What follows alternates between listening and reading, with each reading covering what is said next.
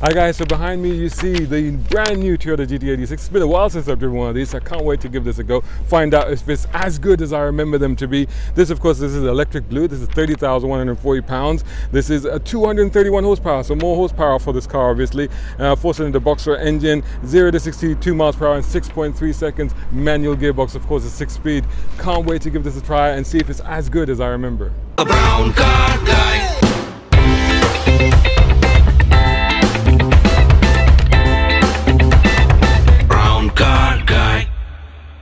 So it's been a while since I've driven one of these, and these are one of my favorite cars. This is the latest version of the Toyota 86. I did a lot of stuff with these cars back in Dubai, but I haven't driven the very latest one. So I thought it's time to give it a go. I just want to basically go out and drive this. I mean, we're not going to do a full review like we normally do. This is more of a drive review because that's what this opportunity is about. And we're here at the Millbrook Proving Ground. So there's some really nice roads, there's a nice little loop that we can go on and give it a try on there. Manual gearbox, of course. These cars, what can I say? I mean, since they came out, people ranted and raved about them. Some people always said that it doesn't have enough power. I think they put the power up a little bit now. But the reality is, from my point of view, I always thought, you know, it's got plenty of power. I mean, my E30, my old E30 that I normally drive, has got 170 horsepower. These are, even when it came out, it had 200 horsepower. So for a small light car like this, it's plenty. Now the issue was that a lot of people thought, okay, well, it's a drift car, and for that a lot of people needed more power, and that's why there was this demand for more power. And of course, you know, there were modifications and things available in order to increase the power, and of course you could even just change the engine itself. The people putting in 2JZs, as they call them, or 2JZ engines and stuff like that. And again, you know, the drift guys, they operate them up to 1,000 horsepower and stuff like that.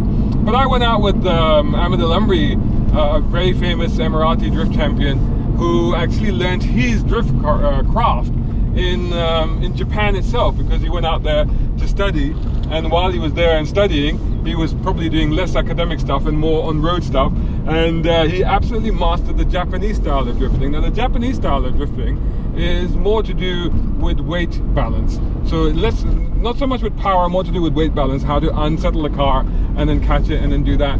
And I remember going out with him at the launch of the GT86 years ago at Yas Marina Circuit, and there were a few people that were doing drift drive demonstrations, and I went out with one other person. But going out with Al-Amri was amazing, because he was able to get more angle, more easier, more smoother, and with less effort than anybody else there, because he just knew how to balance that car perfectly. And that's what this car is about. But in reality, so people think it's a drift car, but in reality, it's a sports car. You know, that's what this is really about. It's a sports car. It's just a very good, very enjoyable and entertaining sports car. The idea behind it is that you take it for a drive and you enjoy it. And this is what I wanted to do today. Now, again, straight away, you know, it feels,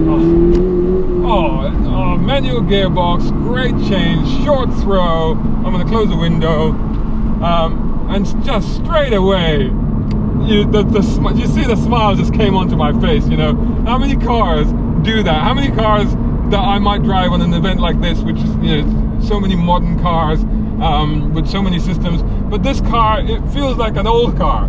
It feels like an old car. I'm not insulting Toyota by any sense. What I mean by that is that it feels like a classic driving machine. You know, it's like, it's back to basics. It's simple. It's got what you need, does what you need. But you know,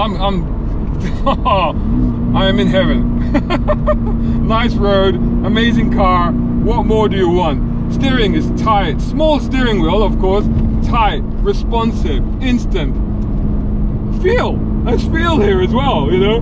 I'm sitting low, I'm feeling the angles, I'm feeling what the car is doing. The ride is rigid, it's firm, it's solid, but it's flat, you know, and it's holding the corners. It's what it does, it's what it's all about.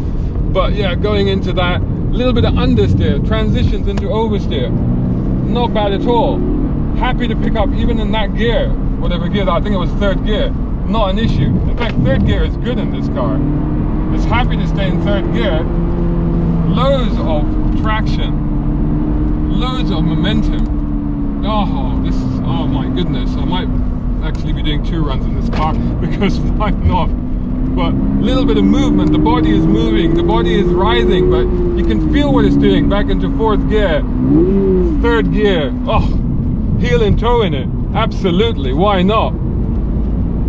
great balance right around the center, great bit of pivot, lot of confidence straight away. Oh my goodness. Oh, I miss driving this thing, I'll tell you that much. You know, we did a lot of content with this car, you know, back in Dubai, lots of different activations and stuff that we did, and I got an opportunity to really push it around a lot in the UAE on some of the best roads in the UAE.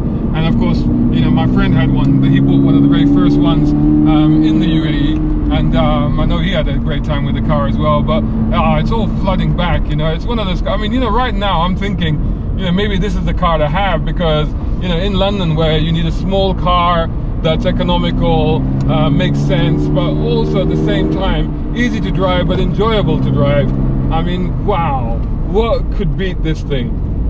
I still think, and you know, this is the other thing, these are like £30,000 for one of these, right? 30,140 pounds, right? That's a bit of a joke there. But when you think about what you're getting with this car, and you think about what other cars are available, when you think about what other cars are available for that money, and, you know, you're paying 30, 34, 35 grand for regular family EVs and stuff like that. Actually, not EVs. The EVs you're paying quite a bit more. But even some of the fun cars, when you think about it, when you say 30 grand for this car, I mean, 30 grand sounds like a lot of money. Of course, you know, it's not a small amount of money. But having said that, oh, you know, you can justify it so easily in this car if you don't need the practicality of the space. What have we got here? We've got like 2 little buckets there. That's all there is, really. So we wouldn't want to put a human in there, at least not for too long. But if you don't need to carry extra humans on a regular basis, then why the heck not? We know it's a practical car. You know, it's for you know, for that sort of scenario. But it's so usable. Everything feels right. So tight. The way that everything is positioned is just spot on. Oh, I'm so happy in this thing. I am so happy in this car, honestly. In fact, I am gonna go around again, because why the heck not, you know? Oh man, it rides, it lives. It's oh my goodness, I'll tell you what, today was worth it just for a go in this car. Just to reacquaint myself with this thing. Oh, you know, they got it so right. They got it so right with this car. And it's going to be reliable. It's going to be strong. It's going to be robust. It's going to be something that you'll never have an issue with, you know. It's going to be that sort of car. I'm just going to enjoy this.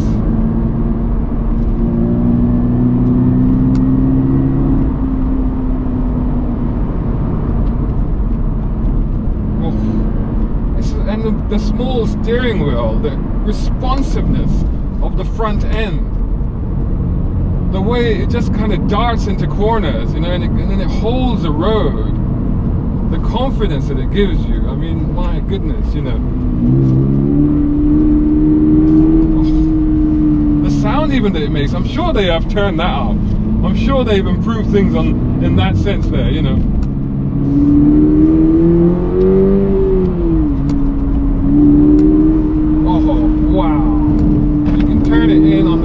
Get it back onto the throttle. The car is alive. It's writhing. It's moving. It's giving you input. You're giving it output. You're not even going that fast, and you're just laughing. I mean, I'm not actually going that fast. Oh, the movement, the control.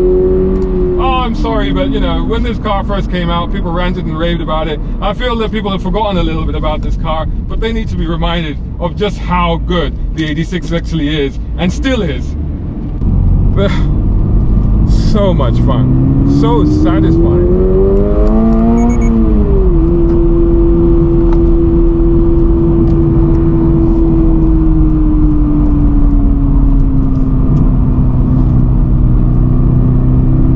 So there you go. Anyway, there's a lot of traffic now up ahead, so I'm gonna have to slow down. But there you go. There's my reminiscing drive. My rose-tinted spectacles firmly back on drive of the 86. It's a car I've been missing driving for a while. I'm so glad I grabbed this opportunity to have another go in it, and I can reconfirm, whatever you like, that this is as good as you might remember if you've had one before, or as if you've read about it. And it's still such a good car to drive, and I think for the money and for the experience that you get, it still remains an absolute sports car bargain. Why aren't more people buying these? Brown car guy.